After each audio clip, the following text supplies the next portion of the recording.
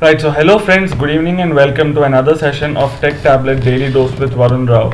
In today's session, we would be looking at the SAP Byd, which is ByDesign, SAP Byd SDK interview question and answers part 1. So there is another part to follow, so please do stay subscribed to this channel for more videos and a lot of knowledge yet to be exchanged between us. So the aim of this session would be to look at the frequently asked SAP Byd questions which are of technical nature, and we would also be looking at the general business expectations that are expected from an SAP Byd developer. And finally, we would also be looking at how do we answer these questions in an interview.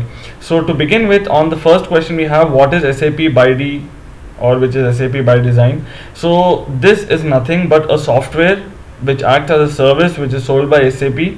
Now SAP is a German software company, right? And this is basically used for ERP, which is enterprise resource planning, and this is also a business management software which is designed for small, medium, or any scale industry.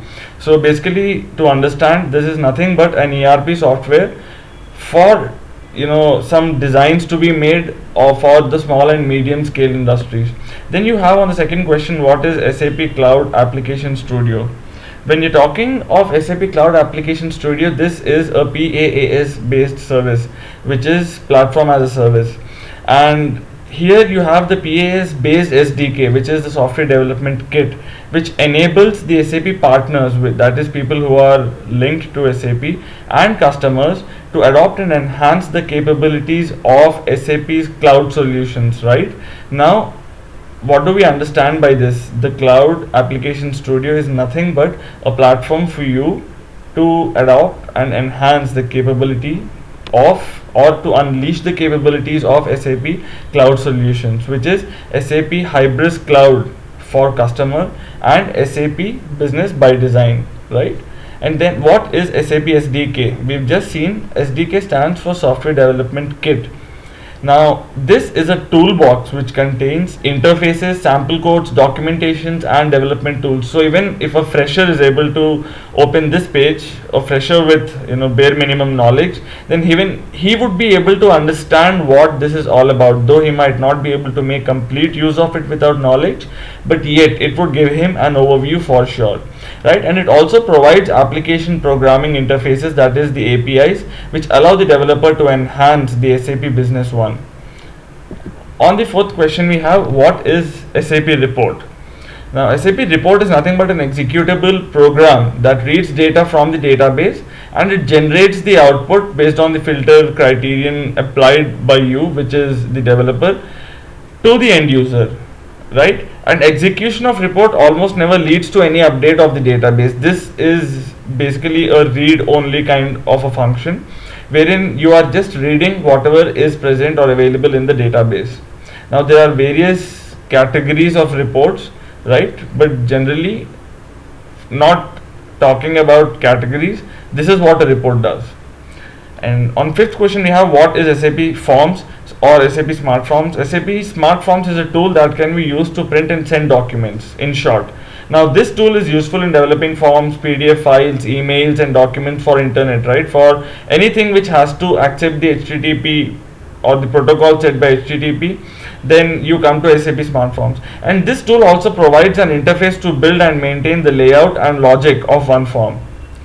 Then we have, what is SAP C4C?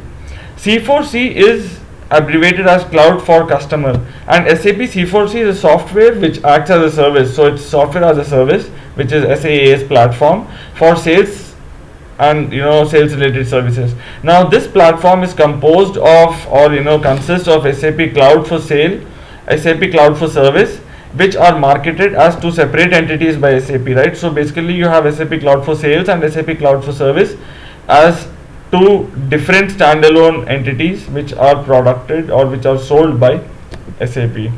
What is a solution? In general cases, solution is an answer, but here you have a different terminology for a solution. So let's look at this. A solution is the package of development for SAP Cloud Application Studio, right? And it would have all the collection of different development objects that are required for you to build or create or maintain that kind of an application or a package, right? and then you can move this to the other tenants, like be it a test or production, or wherever you have to move it, this can be done. Now there are three kinds of solutions. One is the solution template, the other is customer specific solution, and the final is the patch solution, right? On the 8, we have what is SAP public solution model. SAP PSM, it contains all the entities that are required in SAP cloud solution, right? And these are released for use by external customers. Do keep this in mind.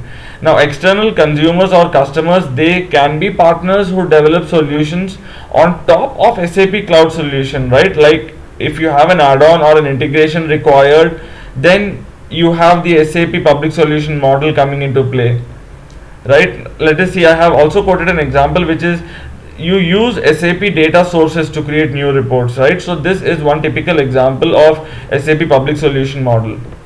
Then you have what is a business object, right? A business object is a basic terminology that we all come across. Now this is nothing but a self-contained independent business concept that is well known in the business world. This is just for the sake of writing, but otherwise typical business objects generally are sales orders, employee orders, or employee details, product collection. So anything or everything relating to one company or its structure is all what a business object generally consists of, and it generally has a set of actions and events which are associated with it, right? And an entity that represents something significant to business, right? Apart from this, we also have the framework for crowd services. Now these can be standard or partner based, right? And these are basically defined using business object description language, which is BODL. So do keep this also in mind, my dear friends, because this is specifically asked when you're talking of interviews.